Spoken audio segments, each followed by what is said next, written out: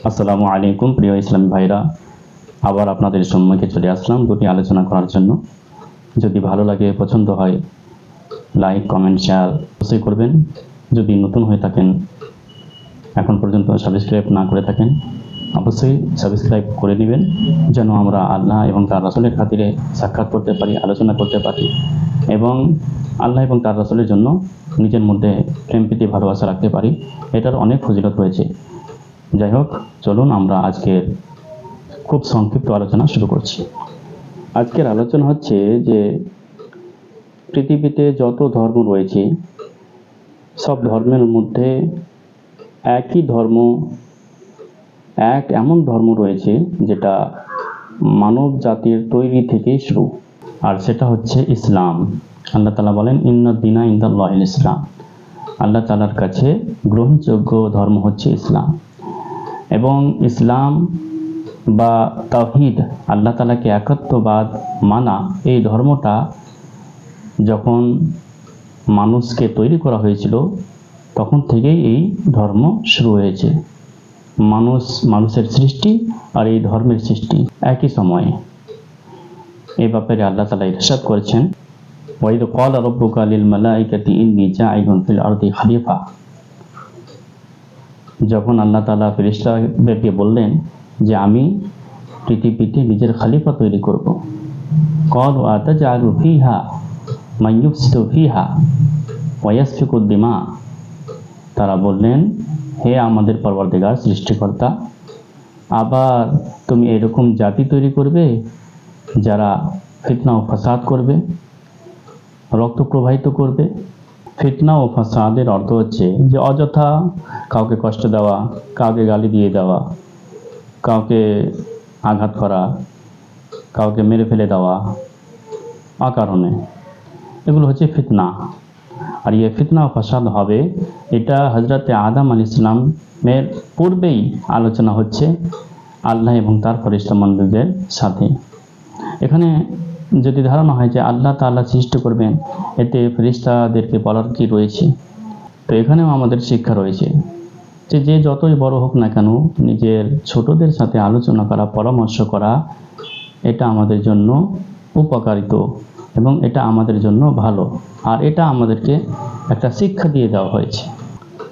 এই আয়াতের দ্বারা আমরা বুঝতে পারছি যে সর্বপ্রথম হযরতে আদম আলাইহিস সালামকে তৈরি করা হয়েছে, আর তিনি হচ্ছেন সর্বপ্রথম দুনিয়ার মানুষ। এবং আজ পর্যন্ত, কিয়ামত পর্যন্ত যত মানব জাতি হবে সব হযরতে আদম আলাইহিস সালামের সন্তান। তবে কেউ শয়তানের ফাঁদে পড়ে বা নিজের খাহিশের মতো চলার জন্য, ইচ্ছা মতো চলার জন্য বিভিন্ন দিক অবলম্বন করেছে এবং পথভ্রষ্ট হয়েছে, কেউ কাফির হয়েছে, কেউ মুশরিক হয়েছে। আল্লাহ তাআলা আমাদের সঠিক পথ দেখাবার জন্য নিজের আম্বিয়া কিরাম পাঠিয়েছেন, কিতাব দিয়েছেন।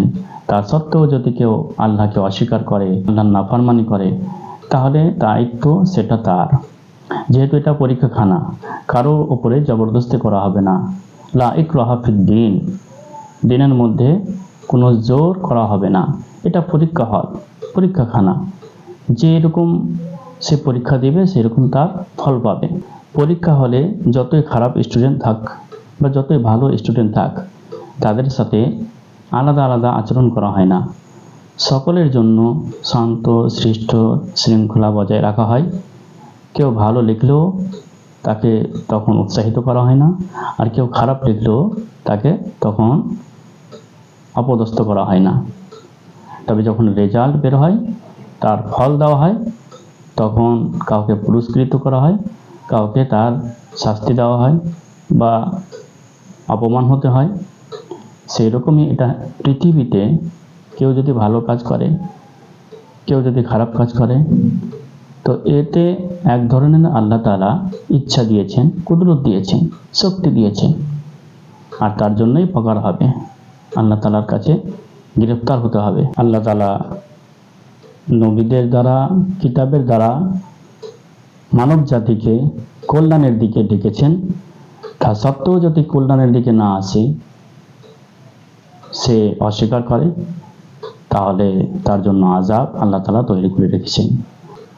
আল্লাহকে একাত্মবাদ মানা এই ধর্মটাই হযরতে আদম আলাইহিস সালাম থেকে শুরু, অর্থাৎ যখন থেকে মানুষকে সৃষ্টি করা হয়েছে তখন থেকেই এই ধর্মের শুরুয়াতও করা হয়েছে, যে একটা ধর্মে থাকবে, সেই ধর্ম হচ্ছে আল্লাহ তাআলা যে অবিকলে অরিজিনালে সৃষ্টিকর্তা সকলেরই। সেই ধর্মে যদি থাকে তাহলে সে কামিয়াব হবে, আর যদি না থাকে তাহলে সে পথভ্রষ্ট হবে এবং তাকে আযাব ভোগ করতে হবে। যদিও দুনিয়াতে আইশ মাস্তি করার আল্লাহ তাআলা তাদেরকে সুযোগ দান করে থাকেন, যদিও মুমিন ব্যক্তিরা এখানে কষ্ট করে থাকেন, তাদের জন্য আল্লাহ তাআলা এমন ব্যবস্থা করে রেখেছেন যে সে কল্পনাও করতে পারেনি। আল্লাহ তাআলা আমাদের সকলকে বোঝার এবং ভালো কাজ করার তৌফিক দান করেন। সকলকে ধন্যবাদ। আবার ইনশাআল্লাহ দেখা হবে।